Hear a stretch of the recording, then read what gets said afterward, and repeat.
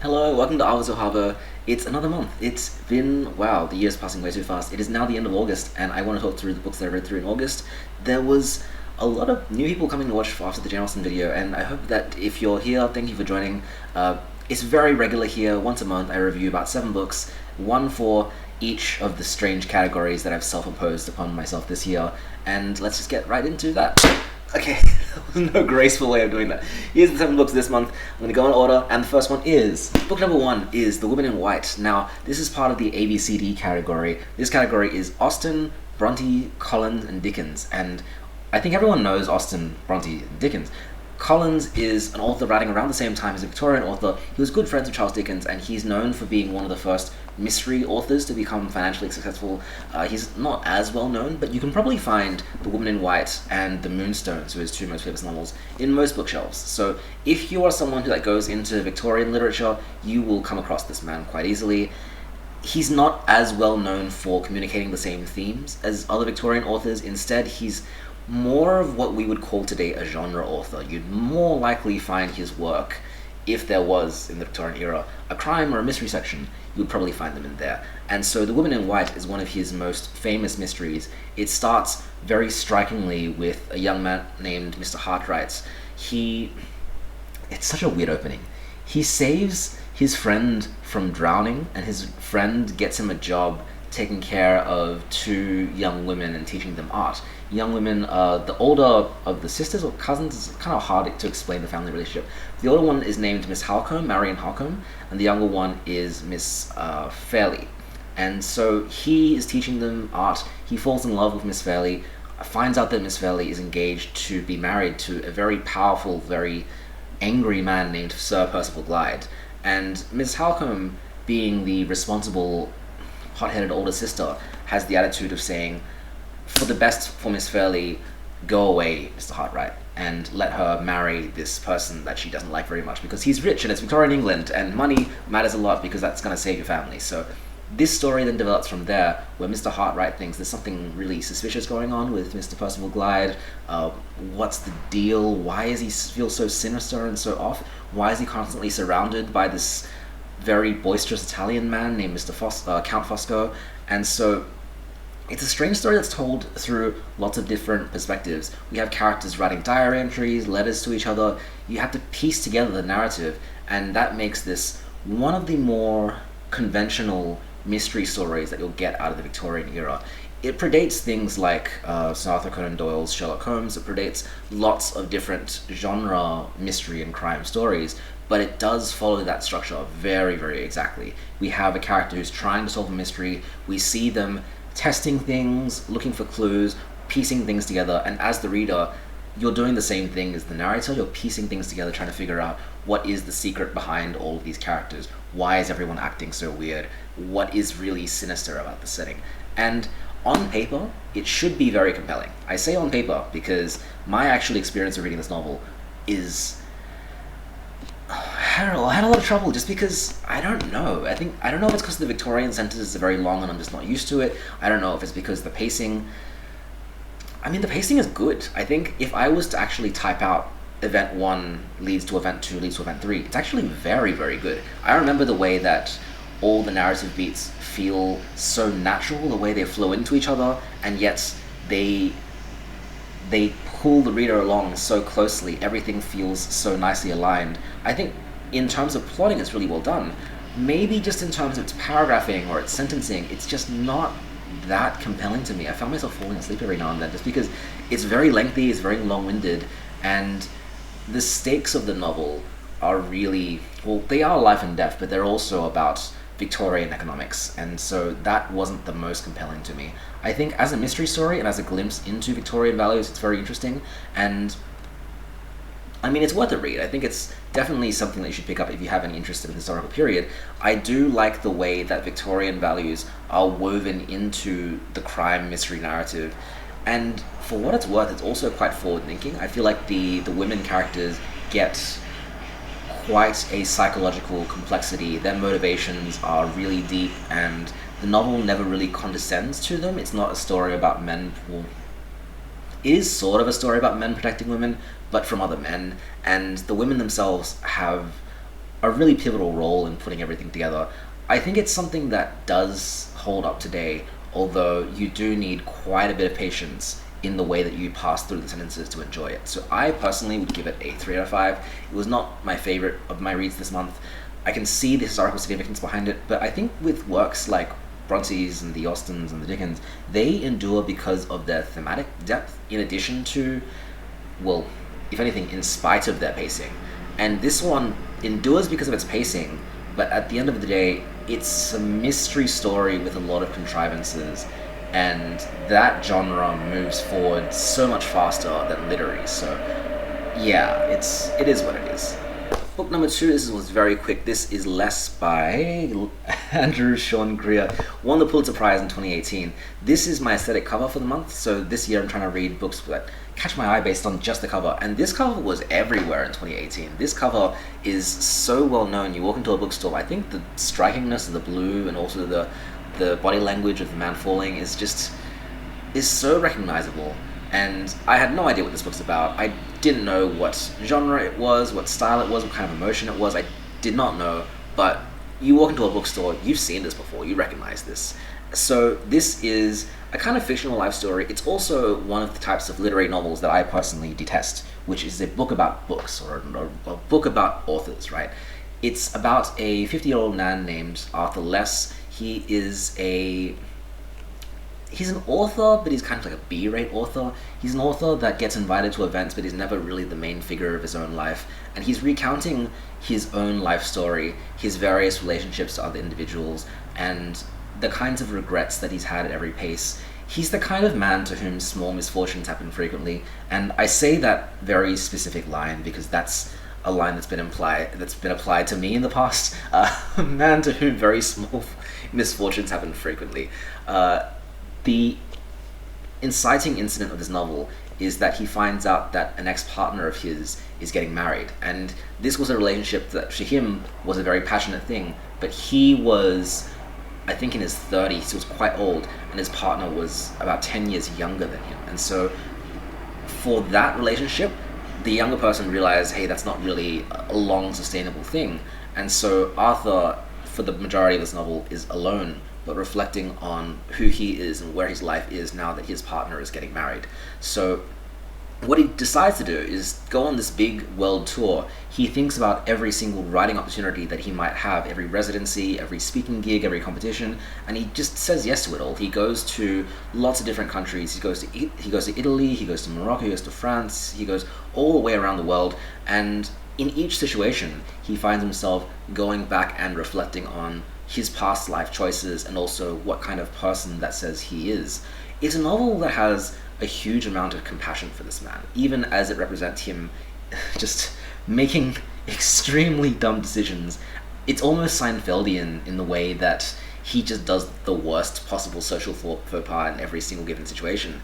But the goal of the author, to me, is to show the audience how you could still love a man like this. Love a man who is past his prime, who is not the most successful person in the world.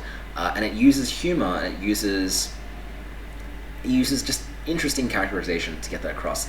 And I thought it was successful. I did think that the novel makes you feel quite strongly for Arthur Less. I think as cruel as it is, as much as the earlier chapters of the novel make you want to laugh at him, I think by the end of the novel I did get a really vivid and lasting portrait of this man who I think taught me to accept some of the flaws in his life and to realize that everyone's kind of going through the same types of misfortunes and insecurity.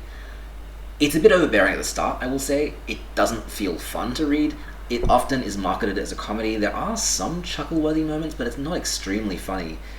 It's more just a book that at first will make you groan and towards the end will make you smile. And it's effective to that end, so I give it a 4 out of 5.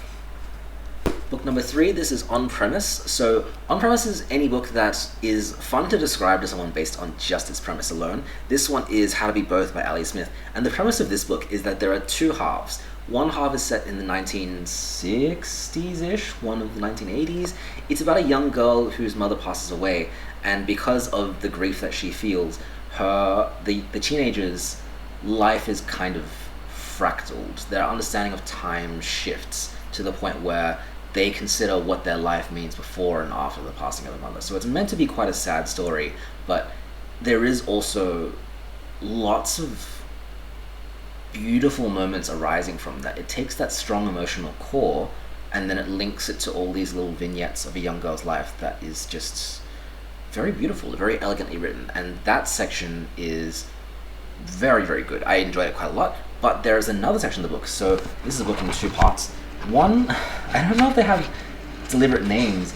Instead, they have symbols. So chapter 1 has a security camera, and chapter 1 has a plant that's also two eyes. And the plant that's also two eyes is about a Renaissance painter who is a real historical figure, but is also quite fictionalized in this novel. And they manipulate their way into the court. They disguise themselves to the point where it's not really clear what gender they are. They come off as a woman, but also they speak with a lot of masculine terms here and there. It's very performative. It's very looking at individual identities. It's very poetic, and it's a bit harder to grasp exactly what happens in this section. But ultimately, it's about a Renaissance painter who is commissioned to make all these works, and their relationship with the people who have power over them, the people who commission their works, and what their artistic legacy is going forward, what their identity is expressed through their art. Now, these two sections are sort of relevant to each other, but very obliquely. They connect in terms of their themes because they're both quite about womanhood and looking, so interpretation through the visual lens, and also just through interpersonal relationships. The narratives also cross in that in the modern story there are glimpses of the art from the Renaissance era. But the real cool thing about this book is that it was published in two editions, versions, types, where half of these books have the Renaissance painter first, and half of these books have the young girl in the 1980s first. And you have no clue which one it's going to be. Sorry, I said 1980s. I think it's actually in the 2000s or 2010s even, because she has a smartphone now that I say this out loud. But these two eras, you don't know which one you get first, and you don't know which one you got to read first, and so the novel actually has to function regardless of which one you get. You meet one character first, and then you see how the other character influences them. And what's so interesting about all the reviews of this book is that they reflect and almost kind of lament on what they could have read if they'd got the alternate edition. So I got the one with the teenager's story first, and I really, really enjoyed it. I thought the emotional writing in that section was just so beautiful. The emotions came out so clearly. The interactions that she had with her friends, with her family, it just felt really, really real. The way that just the difficult situations come out, it was just really skillful. It was really, really enjoyable. Nothing especially remarkable about the subject matter though, because to me it felt like just a very skilled writer tackling a very straightforward experience of grief. And then when it started connecting to the Renaissance story, I was just so fascinated. I was absolutely hooked because the Renaissance section is a little bit more inaccessible. It starts with this visual poetic thing, and it's a bit hard to try and figure out what is happening, who are they talking to, what is the overall narrative of this, compared to the modern section, which is a lot easier. But these details start to connect, and as you read, you start to feel that the work of this Renaissance painter is something deep and universal that touches the human soul, because it feeds directly forward into the life of the teenage girl in the 2000s, and it helps the reader better understand elements from the modern story as well. It's one of those books that I don't understand how it was done, how it was made, but it just works so well. It's something that I would never have thought of doing, and I'd never experienced anything like this before. It just expanded my view of everything so much, of just our personal emotions and how we as individuals connect to others throughout history. I give this a 5 out of 5. It's so good, and it's one of those books where it feels cool. Like you look at this cover and you read it on the train and you feel like the coolest person, and then you describe the premise to somebody else as well about the two halves and the randomness, and that's also super cool. But also, despite all of that, it's still very emotional and very edifying as a personal and individual reading experience, something that is meaningful to be shared with others, but also just inwardly to yourself as you read it. It's also great. It's so good. Go out and read this. It's really, really fantastic. Book number 4 is 100 Years of Solitude by Gabriel Garcia Marquez. The second of his works that I've read so far, and probably the most famous of his works. Gabriel Garcia Marquez is a Colombian writer known for the magic realism genre. He is massively successful and well known around the world, and I found out very recently that a lot of this was, well, not a lot of this, how to phrase this. He's a talented writer, his works are good and meaningful, but the massive wave of success that he had in America was backed in part by the CIA, because they funded and promoted his work in a very subtle way. And that, there's a big long story about that and the politics of communism in the Latin American area in the 1980s, 1970s, 1960s, and that's a conversation that we're not here to have. Let's talk about this book. So this book is about, well, it's a family generational saga in a fictional region in Colombia, which is connected to the Caribbean. And it's about a town called Macondo that is founded by Jose Arcadio Buendia. And this is what the family tree of this novel looks like. Hopefully it's visible to see. At first you're like, oh, it kind of makes sense. And then you look more closely and you go, wait a second, all these characters have the same name, because there's, I think, 4 or 5 Jose Arcadios, and then you see the other half that are almost all called Aureliano, and here you have a 17 Aurelianos. What is going on here? How is this going to work? And everyone has kids by people who they're not married to. It's just a lot. And I think that's the one thing that people take away from this book immediately when they first start reading it, is they go, everyone is called Aureliano, right? How do I pass all these characters when across 4 generations there's so many different Aurelianos? And it is tough. I would agree, it is tough. I think I can make a theory for the aesthetic reason as to why all these characters have the same name, because the novel is not about any one individual. It's instead about family, and this one family as a microcosm for a whole town, to the extent that the book doesn't want you to have favorites. I think it works. I think it muddles up the characters to the point that you can't really go, oh yeah, Aureliano number 3, he's my boy, but Aureliano number 2, he's a scumbag. Like, that's not really, you can't do that. And that's one thing that the naming convention prevents. But gosh, it makes the reading experience so hard. It makes it so difficult, because you're reading chapters and you go, I don't know who this is. I don't know what part of the narrative this is.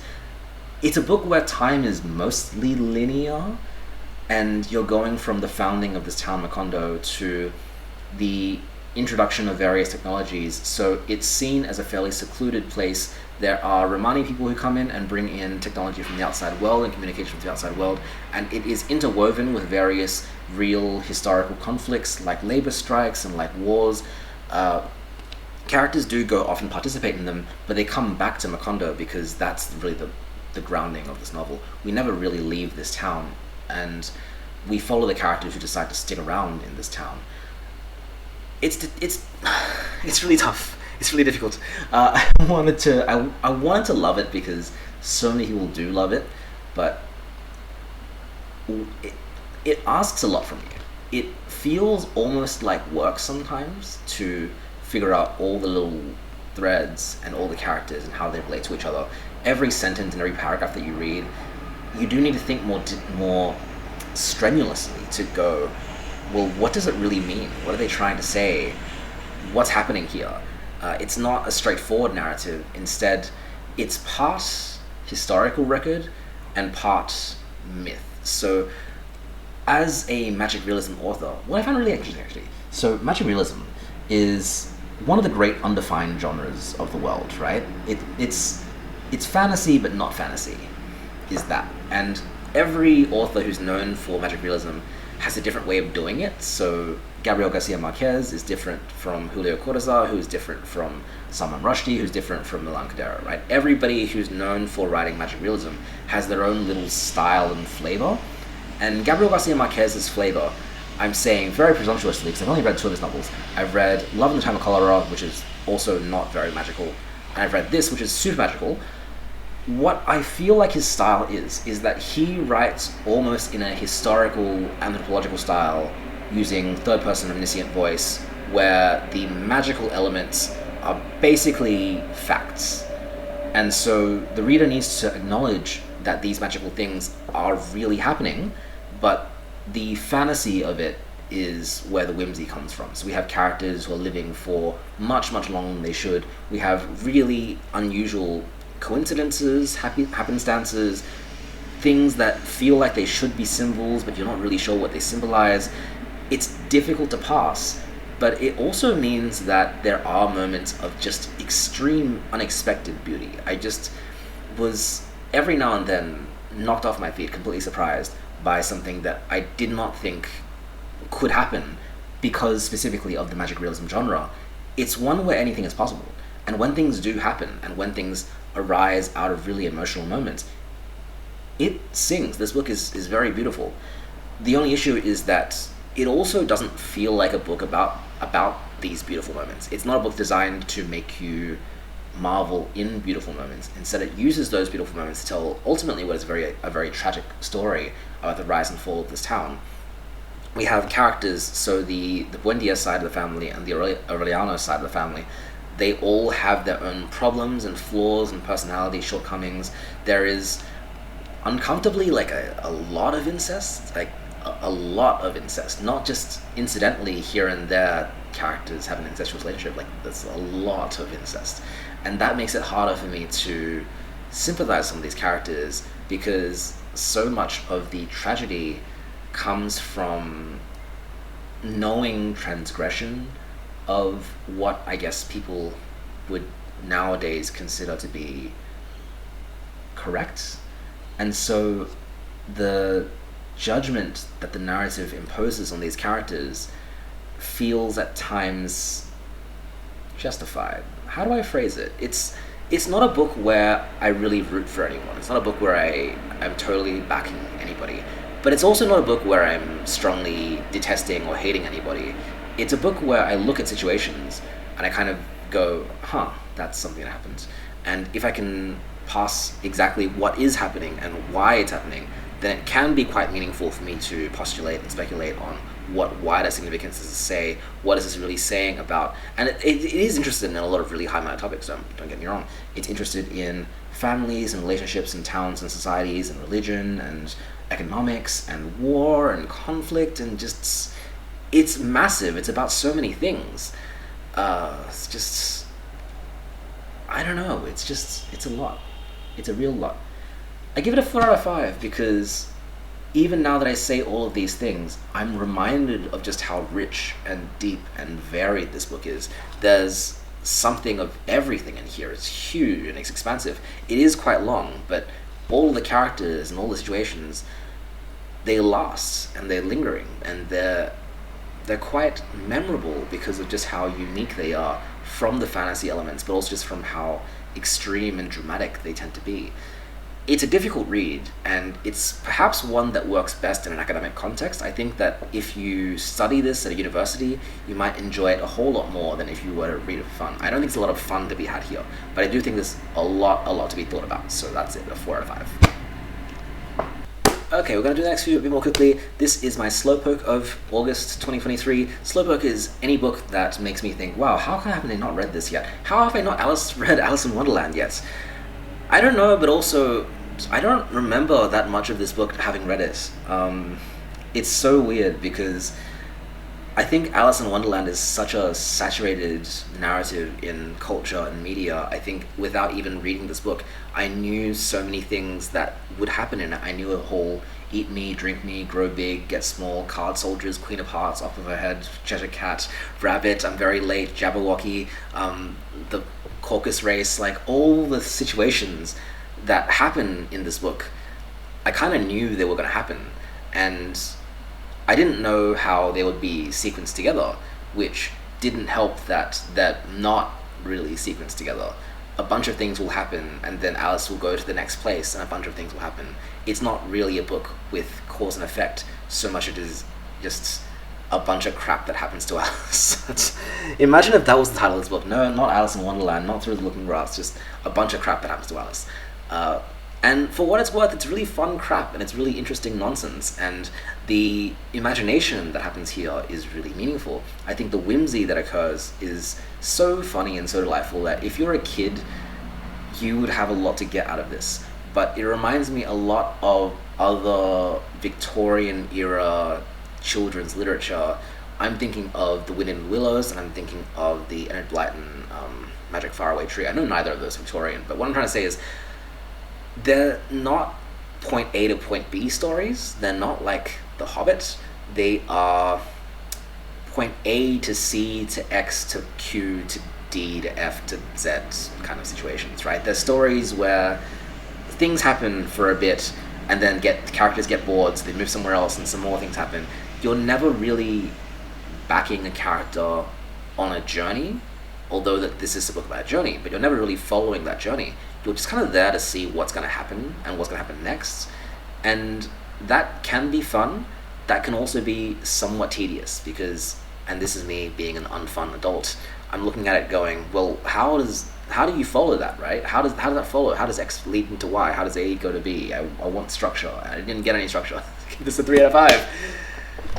Okay, 6 books. So every month I'm trying to read one book that was published in 2023. I almost said 2013. I hate that. 2023. This book is Yellowface. It's by R.F. Kuang, who is known for the Puppy War science fiction series. Kind of like an alternate history series, really. I respect the Poppy War so much. I think the idea of using Chinese history to make a adventure narrative is something that is such a great idea, so unexplored, really meaningful. As a Chinese person, absolute hats off. I have not read the Poppy War. So, having not read that, this book is making such waves on Book Talk, on Instagram, on just publishing spheres, because it's kind of a book that makes fun of publishing. Lots of people are saying they don't really know how the author got away with being so mean towards publishing, and I think a lot of it is saved by the acknowledgements where she effectively says her own relationship with publishers, nothing like this. But a lot of it feels like it could be true, a lot of it feels like it could be real, because this is about it's about 2 authors. It's about one young woman whose name is June Hayward, and she is a kind of like a mid-tier author, sort of. She's trying to break into the sphere, but her work is not getting a huge amount of attention. Her editor doesn't really seem to care about her because she seems like just a drop in the bucket. And her friend, Athena Liu, is a massively famous rising star. Her books are getting huge coverage, getting lots of royalties, getting book deals, film deals, Netflix deals, all the success. And June Hayward is white, and Athena Liu is Asian or Chinese, and June is a bit resentful of this. And then when Athena dies in a very, very silly accident, June gets the manuscript, tidies it up a little bit, publishes it under her name, and what happens from there is just a farcical tragedy, because the publishing space decide to then market her as a racially ambiguous person. They use her middle name of Song instead of Hayward, which is ambiguously potentially Asian, even though she's very clearly white. And so we see how June Hayward goes from the friend of Athena Liu to the thief of Athena Liu, and how she tries to morally justify her writing of a novel which is about Chinese history, Chinese laborers in World War One. How a white author is going to push this to the press and get away with stealing a novel from someone who was much more, I guess, talented. I don't know. It raises all these questions about talent and worthwhile and like value in publishing. The questions of what deserves to be published, what should be published. Is there such a thing as literary quality, and to what extent does identity, race, especially, factor into whether a work is publishable?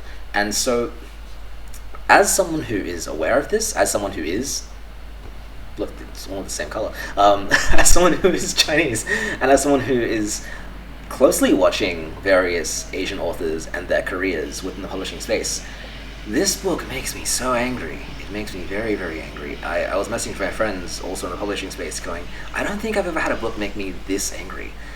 But I can't explain why I'm that angry, because on one hand, it exposes things that do exist. It exposes biases from white publishers and white editors about Asian works that are deeply, deeply frustrating.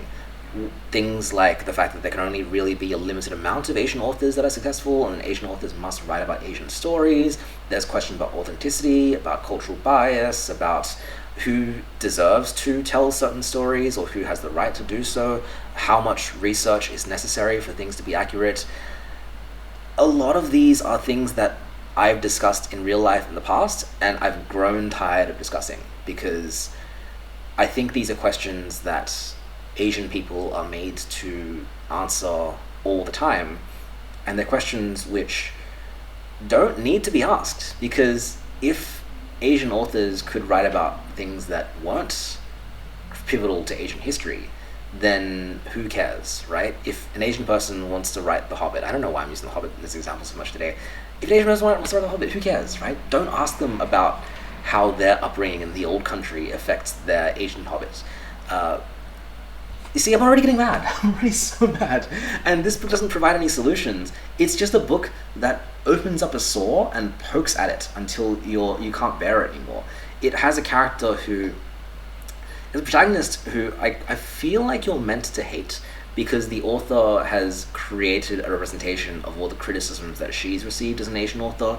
She's looked at, and yes, I did watch that one other video on YouTube breaking it down. I think that's kind of poisoned my interpretation. But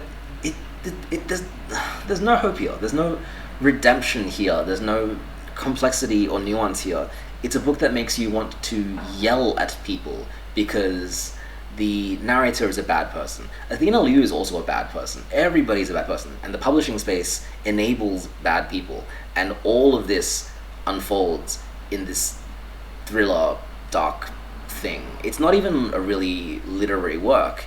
It's a thriller. And fine, right? I think thrillers are enjoyable. I had a good time reading this. Towards the end, the pacing gets really good, and I wanted to know what happens. And that's all that it really needed to be. I think the thing that annoys me more is that, and this is wrong. This is not true. This is false. False both in terms of facts and false in terms of I don't want this to be real, right? It's like false on two accounts.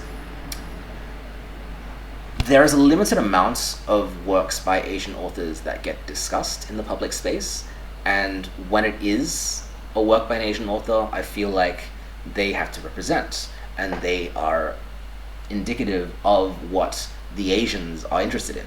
And if this is the one that people are talking about, where are we going? What are we doing? You know, this is not what I want work from Asian authors to be about. I don't want to read problems faced by Asian authors written by Asian authors. It doesn't do anything. It doesn't lead to anything. It's just there to make ourselves feel bad and to make white audiences also feel bad. But literature is about more than feeling bad. It's about so many other things. I give it a 3 out of 5. Give it a 3 out of 5. I'm exhausted. I'm tired. I've talked about too many books today. Last one is White Sargasso Sea. How beautiful is this cover? How absolutely gorgeous is this cover? One category that I have is aquatics, so I want to read books about rivers, oceans, lakes, ponds, bodies of water, and the use of bodies of water as symbolism or as a larger overarching structural element in a story. White Sargasso Sea isn't really about a sea, so it doesn't count, but it is still worth reading. So it is a story that takes one of the characters from Jane Eyre, which I read earlier this year. It takes the early Mrs. Rochester, who is the mad woman stuck in the attic, and fleshes out her narrative. It gives her a backstory as to being a white Creole woman from, I almost want to say the Dominican Republic, in Jamaica. Gosh, the Caribbean area, has this character go through the trauma of being ostracized, of being lesser, of having a history of mental illness, and then being taken by this Mr. Rochester away from her home to England.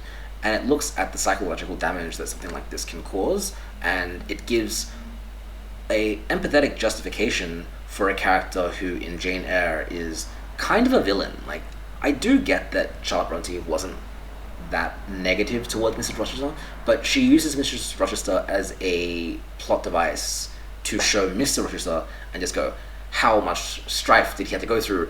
I felt that Jane Eyre did have a little bit of empathy towards Mrs. Rochester, but this novel has so much empathy towards her. This novel is about reclaiming that character and fleshing out the struggle that she went through, justifying the behavior that she has, explaining her fascination with things like, well, fire, but also how she got to where she got to, how she got to where she was. It's extreme, honestly. It's quite emotional, and it's unrelenting in what it is, because it does kind of assume that you know what happens in Jane Eyre and what role this character plays in Jane Eyre, and it's just a lot. It's heavy. I think to take a character from Jane Eyre, which was treated quite poorly, or at least had a very bad fate in that novel, and to have that be foregone, and then to explore the tragic backstory of a character like this, it's quite heavy. I did have a hard time reading it. Well, for one reason, because of the heaviness, but also because the writing style does link a little bit with the 1980s style. So this was written in the 60s, and it is part of the post-colonial movement, but it does mimic the style of the 1830s, of when Jane Eyre was originally written and set. Makes it a bit more difficult to understand. And so it does take that work to understand what's going on. And once that does happen, though, once you follow what's happening with this character, it's just bad things, just sad things. It's just literary fiction at its best. It's just bad things happening to not bad people. And I did feel very strongly. I did think it was well written. I give it a 4 out of 5. But you need to be in a very specific mood to read this and to vibe with it. Because if you don't want to be made sad, then this is not the book for you. Alright, and that's my 7 books for August. Now, September is going to be a bit of a shorter month because I'm going to be traveling towards the second half of the month, so I might be pulling from some of my shorter books. You'll see that pile over there is all things that I think I can probably finish in a day or two, so probably things from there, easier things. This month I tried to tackle some of the larger classics in my collection. I did finish 100 Years of Solitude, I did finish The Woman in White. I'm glad that I will not need to read either of those again in a while. And now looking at these 7 titles, I was surprised at how much emotion I felt this month, honestly. Some of these are very positive, some of these are very negative. But thank you for joining. I will see you guys next month. Goodbye!